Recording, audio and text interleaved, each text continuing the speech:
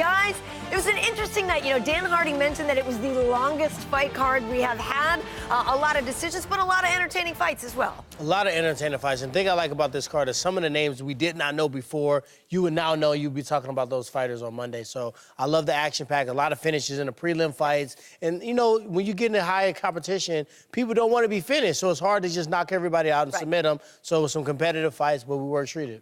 Yeah, we were looking at the established guys on the main card, and those guys knew each other, and they were going back and forth, and that's why we had some split decisions there. The early fights, like Tyron said, man, those fights were really, really hot. And then the main event, that was a chess match the whole way through, and Fabrício showed his experience. Well, let's talk about that main event. It went the full 25 minutes. I think some people thought heavyweight fights don't usually go the distance. Werdum, a commanding win for him. So, T-Wood, why don't you take us through the highlights? Well, Fabrício Werdum was rewarded for the risk for fighting a younger fighter, the young, spunkier fighter. He did take some head kicks, though, that rocked him, but he showed his experience. He kept his composure. He kept pressing forward, which I think surprised a lot of people because him pressing forward might have set him up to get punched, might have set him up to get kicked in the head, but he went forth, he landed some great knees, great combinations, and he put himself in a position to be successful. He did get the fight down to the canvas at one point, and we thought he might have been a little bit more urgent to try to go for that submission, but he took his time. As I said before, he did not need to submit to win. He has great world-class striking, he has a ton of experience, he's extremely tough, and we've never seen him really fade in the fight.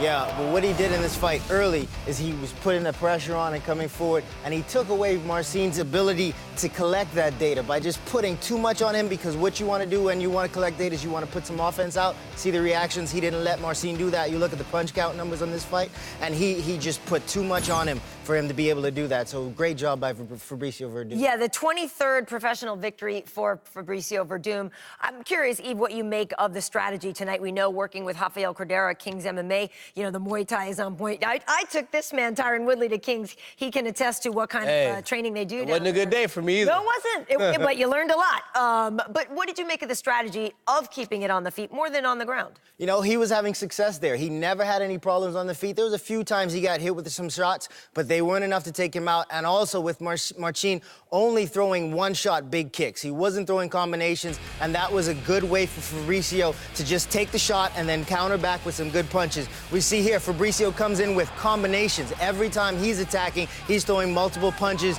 and looking to get to the clinch and attack that opponent, while his opponent was only firing back one shot at a time. So that was a great job by Fabrício to minimize what his opponent was able to do and capitalize on his opportunities. You know, it's not all about just capitalizing on opportunities. Marcin had him hurt.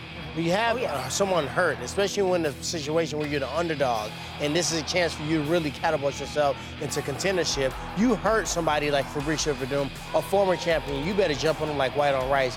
I saw a few times where he landed those head kicks where he should have pounced on them, and he did not. He missed an opportunity. Well, yeah, let's talk about it a little bit more. If you were coaching him, I mean, how do you inspire somebody to follow up more? How do you get him to keep putting those punches and bunches? Because like you said, there were times when he had him hurt and he wasn't able to fully capitalize on that. No, we talked about it in the break room, talking about throwing one kick at a time.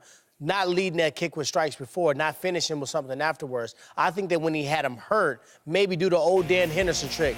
Throw that jab out, power out there just to have it, and when it's time to drop the bomb, put yourself in perfect distance, and measure yourself. So I think it was maybe the overwhelmingness of being in there with Fabrício Werdum. I think he said, hey, man, if I get this guy to the ground. There was a few times he actually went for the takedown, which means even like, what are you doing? Let him go. Disengage, get back to striking distance, and try to, you know, look right there, head kick.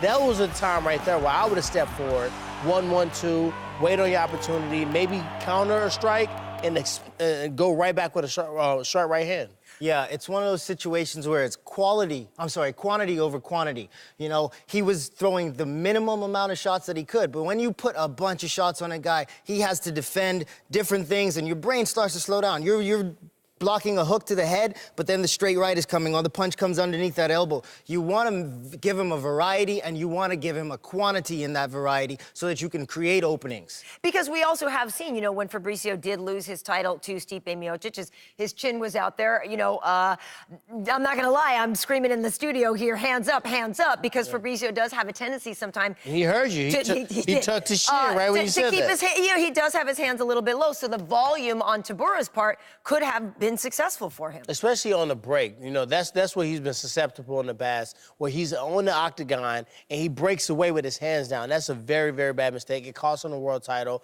I thought that being in a Greg Jackson camp, they would have identified that. They would have seen it as a weakness, and they would have prepared Marcin to go in there and on the break, be prepared to throw that high kick, be prepared to throw overhand right, or some type of attack that he can exploit that weakness. Yeah, when he was breaking out of those clinches, Fabrício had him in a couple clinches. He wasn't ever able to land a clean knee that was able to hurt Marcin.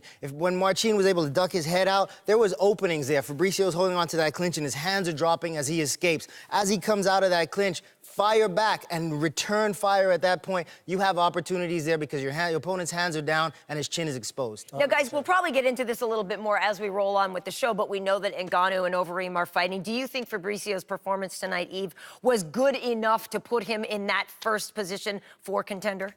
I don't necessarily believe it was good enough to put him in first position for contender right now. We have to wait for that fight between Ngannou and Overeem to happen. I mean, those two guys are explosive, powerful athletes, and they get a lot of knockouts between those two. So if they don't get a finish, and we look at that fight and weigh the possibilities of either winner in these fights fighting Stipe, then that's when we look at it. But when we look at Fabrício here, he is putting pressure on his opponent. He is somebody that is going after it. If he wasn't fighting a guy as tough as Marcin Tybura, he would have gotten a finish.